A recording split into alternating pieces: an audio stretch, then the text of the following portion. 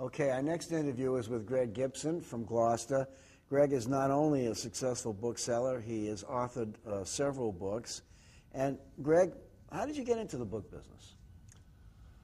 1975, I'm building wharves on the Gloucester waterfront with an old Yankee genius named Francis Burnham, and having a pretty good time, but feeling frustrated to some degree because I'm conscious that I'm not using my full potential. And a friend of mine comes up to me and says, you don't look really happy doing what you're doing. I'm opening an art gallery. Why don't you open a little bookstore with me?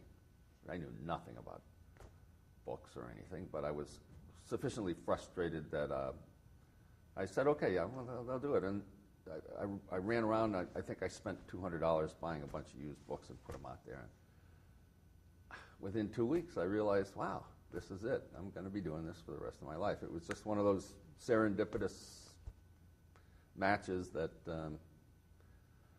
I stumbled into my vocation. You had an open shop for a while in Gloucester, didn't you, downtown? 5 open shops. Really? Well, because I started on my own and didn't have a mentor, didn't work for anybody who had figured it out, I kept thinking that, well, all I need is a little better location. So I'd get it together and I'd struggle through a year or 2 years in one part, and then I'd move to a slightly better location and a better location and a better location. And then I was right in the middle of Main Street in downtown Gloucester and still starving. And at that point, it occurred to me that perhaps location wasn't the whole crux of the problem. So, yeah, I had 5 different shops. You still maintain a somewhat open shop in Gloucester, don't you? Yeah, sort of de facto. I've got a building across the street that I keep my books in, and I got a guy sitting there typing them on the computer, sending them out to the internet, wherever. And if somebody comes in when he's there, they're certainly welcome to look around. We don't advertise, we don't actively try to get people to come in. But yeah, we're going to open shop in some sense or other. Greg, do you have any fond recollections of your early years in the trade when you were first beginning? Were there some people that you ran into that were helpful or were a pain in the butt? Do you have any, recollections that are worth putting on tape? No. It was mostly nasty, brutish, and short. I didn't know anything. Suffered a lot. Was always broke. Mentors, there were a few, and they were good ones, and most of them were my customers or other dealers, and who showed me great kindness and great patience with my own ignorance. But it was hard because I had to figure all this stuff out myself. So aside from the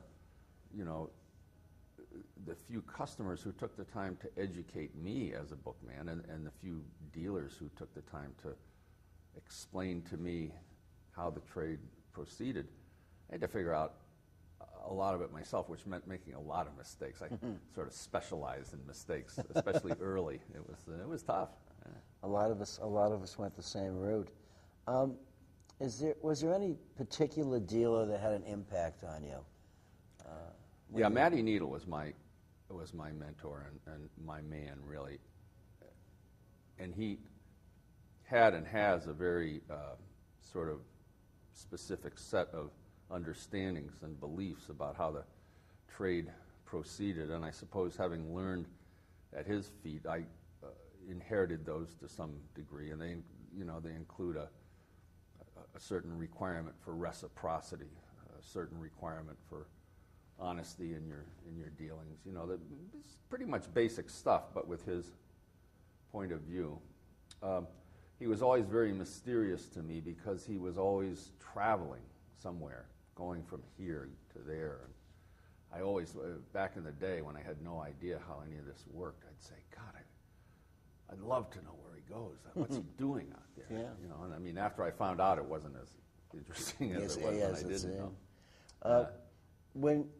Now, as a sort of like an old timer, you might say, what place does the book fair play in your everyday life, in your business world? It's still big in my life because it's being a catalog bookseller. It's one of the main venues I have for meeting new customers and exposing my material, but also with the demise of the retail shop and the house buy, book fairs are where I get most of my material. I'm filling my catalogs up now, one book at a time for the most part, and it's books I'm buying at book fairs from other from colleagues, from other dealers. Yeah, I mean it's just changed so much in 20 years. How many book fairs a year do you do? I'm way down. The other thing about the book fair is it has become in my life a primary source of burnout. Just the anticipation, the build-up, the demand, the time demands, all that kind of stuff. Back in the day, I was doing, geez, I'll bet you I was doing 24, maybe 30 book fairs a year. What are you doing now? Maybe 6. Do you do I'm shopping a lot, but I'm not. Yeah. I'm not participating. Do you do the West Coast fairs? Yeah, I do L.A. and San Francisco. This year's the first year, and I don't know how long I'm taking San Francisco off just to try to have a little break in there, because San Francisco and New York it's a lot of pressure on the material, and for a guy like me who's basically working out of the trunk of my car, it's hard to get enough good books to make it worth doing New York if you've just done San Francisco or Los Angeles. So I think I'm just going to go out there and scout the West Coast and have a good time. Yeah, as much as I'm able. As much as you're able. Yeah. I'll talk a little bit with you about the internet and computers. I recall that you were, early in the game, you were a player, that you were on the internet and working with it rather early as opposed to some other people. Yeah, I think that's true. Yeah. How was your transition? Were you ever involved in computers other than, you just... Yeah, no, it came out and it became, I had a couple of buddies that were real sort of gearheads about computers. You know, they got the Macintosh was about the size of a microwave oven, and screen that big. You know, and we thought, man, that was obviously the eighth wonder of the world. But because I was in Gloucester in this circumscribed physical circumstance with a limited customer base, it became obvious to me really fast that if I was going to keep paying my mortgage and supporting my family, I'd have to find a way to get a bigger customer base. And the computer just seemed to come along at the perfect time to answer that. First of all, there was a problem with catalogs and cataloging and mailing lists, which the computer solved. That was its initial application. And when I saw how that worked, I just went nuts for it. And then shortly thereafter, the earliest forms of computer outreach, interlock, and this sort of thing started taking place. And I just happened to then, because I knew something about computers by this time, or I didn't know anything, but I knew to hire people to help. Yeah. That it was easy to walk into that model, and that became pretty significant. And I saw, you know, guys that were worrying about making their car payments, people in our trade, all of a sudden were trying to decide what kind of car to get because they'd made that much money that fast. Back in the inception, first flush of it, it was pretty neat. What percentage of your business do you think comes from the internet as opposed to your catalogs or book fairs? It's interesting because it's gotten more. That used to be a very simple question to define and answer. But now, it's not at all unusual that in answer to a query that somebody's Googled for a book they're looking for and are led to my website, I develop a new customer who doesn't buy anything immediately, but over the next 5 years spends X thousands of dollars. It's not a direct hookup anymore. It's gotten so diffuse, and the internet penetrates so many areas of our lives. But I'm guessing, one way or another, that the internet is certainly still 50% of my business. I mean, but that's, somebody could see a book at a book fair and email me on Wednesday. Well, it asked me to send them a JPEG because they went back home and they found out that they didn't have it. Is that email? Does that count? I don't know. But more and more things like that happen in increasingly complex ways. So, how many catalogs a year do you issue? I shoot for 6 or 7 a year. Try to get one every couple of months, a little less. And what kind of a percentage do you expect to get in the way of sales? Not in dollars, but in a number of items. When I'm on, I'm selling 2/3 of a catalog. Is that fairly normal, or? Well, I wish it were more normal than it is. 50%, I start getting nervous. So somewhere between half and 2/3 of the catalog's got to go. But it's interesting material. It tends not to be material that appears on the internet, and it tries to be reasonably priced. So it's going to go. It's going to go.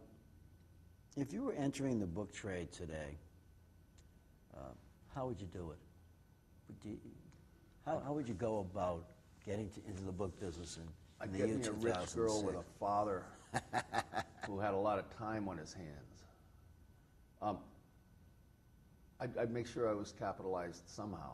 A rich girl would be the best way to do it. But Yeah. boy, you know, the having not done it that way, the thing I lament about the book trade is there seems to be fewer and fewer opportunities for people to mentor, to be taught, to learn from somebody who's made all the mistakes that I made and still make, to learn that up front. What a vast advantage they have, even in terms of their ability to work with people, to serve the public, to get the book in front of the public. You know, we're all concerned about the dying of book culture and does anybody read anymore and all that kind of stuff. But I noticed the guys that have learned the business first from somebody else seem to be so much more adept at interesting people in books, at engaging people in this whole... It's sort of like an apprenticeship. Yeah, I think that would be, you know, I'm sorry I didn't have a chance to do it that way, and if I was starting over again or had a kid who wanted to do it, I'd advise them to try to do whatever, you know, even if you got to work for free, just put some of that time in. What do you see as some of the challenges, the great challenges that the antiquarian book world is going to be facing in the next decade or so? I don't know. It's also dynamic. I believe there's a whole branch of the trade operating out there sort of parallel to ours that we don't even see. Something about very specialized branches of book selling on the internet that our classic antiquarian book trade model hasn't even penetrated, isn't even aware of. So I think it's going to get even more dynamic. I think it's going to get even more broken up. I think you'll have people, the concept of somebody with a shop who sells rare books is going to be like Hollywood. I don't think it's, you know, I think we're kind of dinosaurs in this model here. Do you see, as many others do, the demise of the used bookshop? Yeah, I'm seeing it. You know, I mean, I'm seeing it myself. It's a fact. You can't. But who knows? Maybe that creates then some kind of retro demand. Maybe the bookshop will come back. I'm almost starting to think that book fairs are coming back. They seem to be. We just had a couple of really healthy ones here this weekend, and it seemed to be driven by people's real need on the consuming end to touch and smell and feel. Yeah. And on the vending end, well, the internet's getting tougher and tougher and tougher, and maybe this is a sales opportunity that they hadn't fully utilized before. So I can see the book fair coming back. I can see some kind of situation in which the public and the booksellers meet on a regular basis, maybe replacing what retail shops used to be because real estate's so expensive. Yeah. So who knows? I have no idea what's going to happen. I just think it's a very dynamic situation that we're in right now. It'd be interesting to look back at some of these interviews 20 years from now, and see how we did as seers into the future. Well, you know what? History is just so neat. It'll be interesting to look back at all the people you've talked to 20 years from now and just see how they saw the world. Not in terms of their ability to predict it, but just, you know, I was cleaning out a junk pile in the back of where I keep my books last week, and I found 2 boxes of the old A.B. magazines, the little format ones. Yeah. And I sat down there, man, it was the most fun, just sort of in my imagination, re-inhabiting that world, because it was just so, it had so passed, it was so different than it is now, and just being able to remember it in some way illuminated what I was doing now. Oh, this is where it came from, and this is how we got here, and this is that. Maybe that's what people do when they collect books. I have no idea, not being a collector myself. I don't know either. There was a little bit of that sense to it, finding those boxes of ABs, and maybe this project here that you're doing might have that kind of use long after we're not here to use it. Well, that remains to be seen. I don't know myself what's going to be with it. But just getting back for a second, one of the things I've been asking other people is to talk a little bit about perhaps some great find that they made in their career, and also some great disappointment Yeah. that has occurred to them in the trade. And sometimes there's a good story that goes along with it. I can't believe there's not a good story. I mean, everybody must have thousands of them, and you don't have enough tape for all of that. I don't know. Anything come to mind? Well, yeah, I suppose my best find, I wrote that whale book about. I found a manuscript of this guy. Well, I mean, it was found for me and presented to me, but I figured out that it was this manuscript of this guy who'd been on this mutiny on a whale ship, and got a good book out of it, and I had a hell of a time researching it, going to the Pacific, going where he went, and all that kind of stuff. So yeah, I mean, that was a great find. Everybody has finds. Disappointments? No. None specific. There were a lot of melancholy things, a lot of people who need to sell their books to pay their mortgages, and their books are no good, and God, we all got that, we've all done those stories. Maybe to me the most melancholy aspect was a big estate that I was selling for a historical society, and the guy who owned it finally died and bequeathed it all to the historical society, and as I was flushing it all out, we all came to realize that the guy had stolen about 3/4 of it, and you're sitting. So then the job just simply became trying to return the material to the places that he'd filched it from. Wow. And that was, That was a disappointment. that was a disappointment of a kind. Yeah.